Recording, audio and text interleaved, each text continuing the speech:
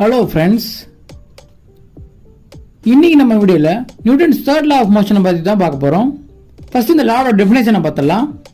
It states that for every action there is an equal and an opposite reaction. என்ன friends, இது ரொம்ப ஈஸியாக தான். ஸோ அதை நான் புரியுற மாதிரி ஒரு எக்ஸாம்பிள் வச்சு சொல்கிறேன். ஸோ ஃபுல்லாக வீடியோ பாருங்கள். இப்போ நம்ம ஃபர்ஸ்ட் கன்னு ஷூட் பண்ணுற மாதிரி ஒரு எக்ஸாம்பிள் பார்ப்போம். இதில் புல்லட் வெளியே போகிற ஃபோர்ஸை தான் நம்ம ஆக்ஷன்னு சொல்லுவோம். ஸோ அதே நேரத்தில் அந்த கன்னு பார்த்தீங்கன்னா ஆப்போசிட்டாக ஒரு ஃபோர்ஸ் கொடுத்து நம்ம கையை பின்னாடி தள்ளும். ஸோ அதை தான் நம்ம ரியாக்ஷன் சொல்லுவோம். ஸோ இதை தான் இந்த லா சொல்லுது, for every action there is an equal and opposite reaction. So இப்போ நம்ம இன்னொரு எக்ஸாம்பிள் பார்ப்போம். ஸோ இது பார்த்தீங்கன்னா நம்ம ஜம்ப் பண்ணுற மாதிரி ஒரு எக்ஸாம்பிள். ஸோ இப்போ நம்ம ஜம்ப் பண்ணும்போது கீழே காலால் ஒரு ஃபோர்ஸை கொடுத்து நம்ம புஷ் பண்ணுவோம். ஸோ அந்த ஃபோர்ஸுக்கு பார்த்தீங்கன்னா ஆக்ஷன். ஸோ ஜம்ப் பண்ணுறதுனால நம்ம மேலே போகிறோம். ஸோ அந்த மேலே போகிறது பார்த்தீங்கன்னா ரியாக்ஷன்.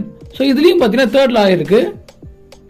ஸோ இப்போ உங்களுக்கு இந்த லா பற்றி புரிஞ்சிருக்கும் நம்புறேன். அதாவது for every action there is an equal and an opposite reaction.